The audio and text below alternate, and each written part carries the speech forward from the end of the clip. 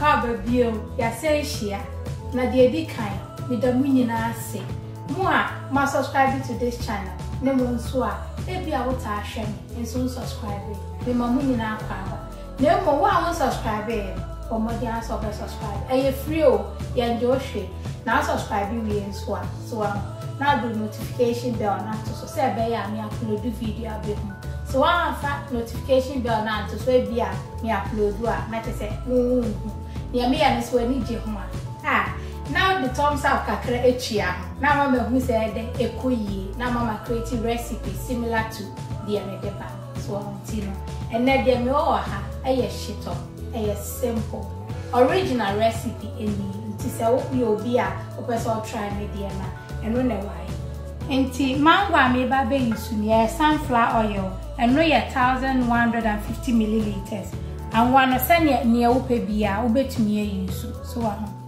ana me inketin so eni we na no 1.5 tablespoon eni nti wo fa we baako a na wafa we nso baako so nti eno so ni ana we eye hwentia no eye half a teaspoon na hwentia no won say ehwam batanoodin me the grinder a grind it so ahunti no ama emu abubu ana we eye pepper so anu so ye 1 full teaspoon amini ana me wo shrimp cube 4 ha nti me fanchi bia enka na makanhwe ana we eye me meko esam no eno eye 60 grams wa o pese osusu ba pese osusu awo kanhwe meko awo penti we 60 grams ena we say eye me nam wa hu e mai dwan ye no so say na me de no na etie enti de me hu ni say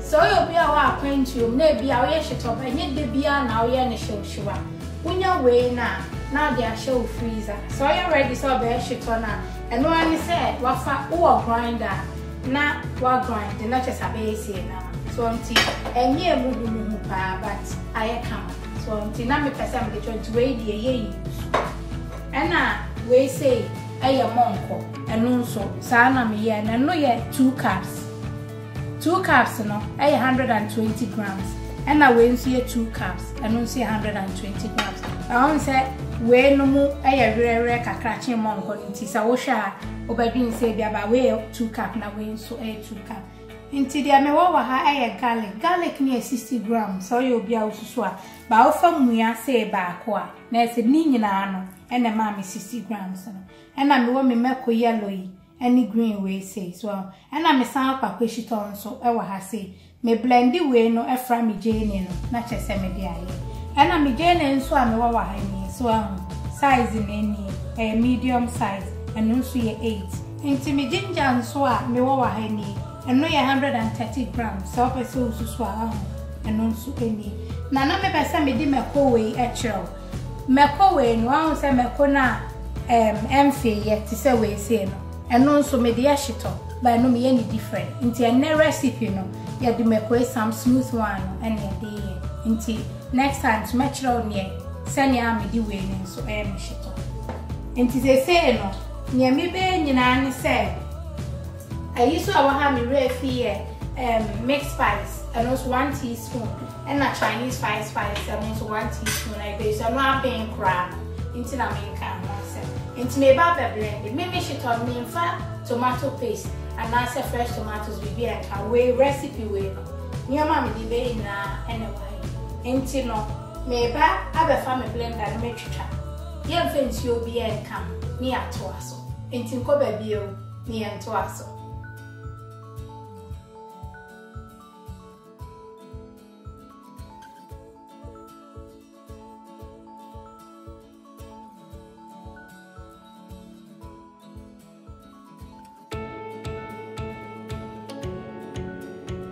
and she say baby I made you on some twitwa jene ni na wafa o oil no na di be go blender so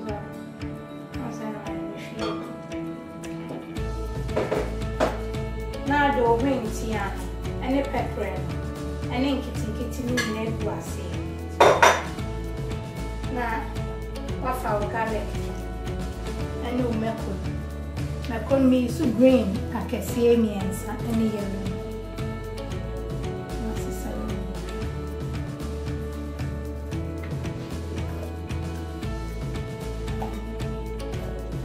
Inti, near me and aniseed, and one na blended genuine. Say Baya, we should on the bench, and friends you'll be able for one who I see. No, I drop into me blendy wheel. No, my blendy wheel and any actors.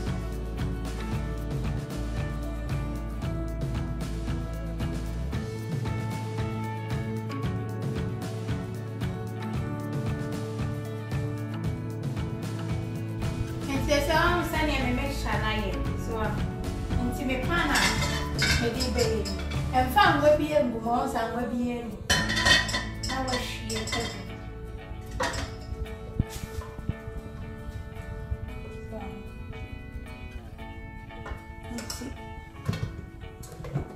Nama side and one akana a good. Yes, I'm blended the akana near Twasso. And it is a then I may make sure I use one essential. I'm blending in a one and swung send a warmer. It's no one is our soldier. In fact, you Bianca, Nawalo. Into the Akan in Annie said, you move our bed. A babachi and I come. Nothing, I then yet was.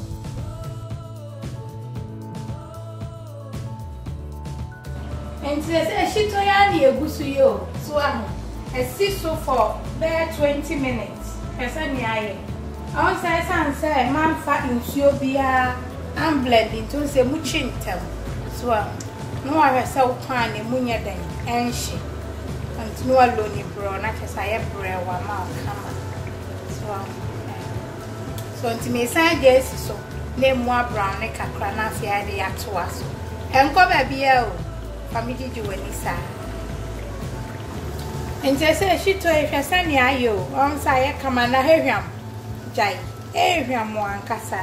And to our me shrimp cube no 4 cubes no. Now where she have. Now my sister train me who say we say and me day and I say I see no and yen ye mammy. So into no the wooden spoon ya depending on silver who use on a sama I see and shipra. And I may make some so and in Sunni, so now, dear. And if I said there be a no Shito, a bear color be saved, so I a big crabby, say bear on work some one, a bear day, a muban one mouth come. Nay said the Kuyi and Cassa, yet was so. And what can in come? On sent me fine toast to be and so me dim a conigu pen, on sending yet said dear in toast. Now she told way dear. Main cassette try you was a wow try. Now and no watching you quite a corner. And no watching no change. The queen you. It's about my dear try. Never you send me. Yeah, it was so.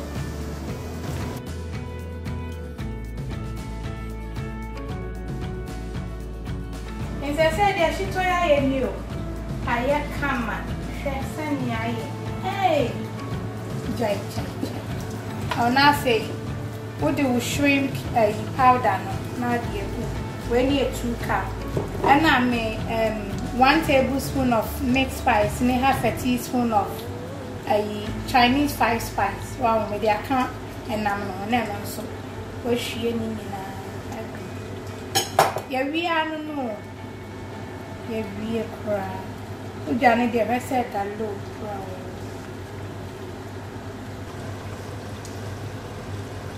Tinuani say, when no more come, she told my come.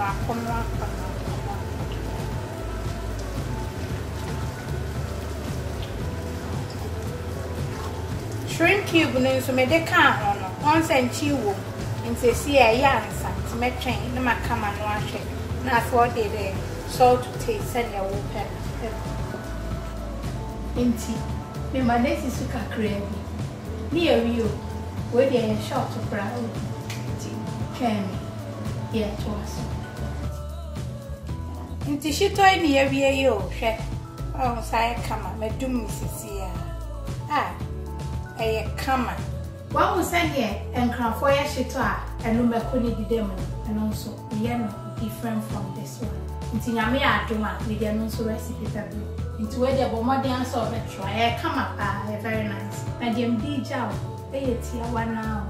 Wa wo say me na wo chair wo last video nim say e bia na ya branty ana babawo afi na wo twen ya ni so a me se ma wani na ho. Na nya say bi obi e wo so bi wo scan san wa hwe. Still no wani na ho because obi wo so a no craving for so now you can be say your first chapter any second chapter of your life. I know the me na matu ni din sa abra ya wo besi time I will make decisions so be one your first chapter and now from ube worrying so aircon your second chapter so into bia now child will bring you the best first chapter but second chapter near baby so one getting a writer be destroy here being swap na o first chapter now anko yie unkwela but to make it the right choice your second chapter and you makoyi so into my winning the whole ne hu so say decision be will make your life you are the only person to take full responsibility into other plans and I'm not a chairman and make us say so into subscribing to this channel my boy Shito let me know if you say one more day subscribe now feel free to leave a comment and also share the videos. I do love you all. God bless.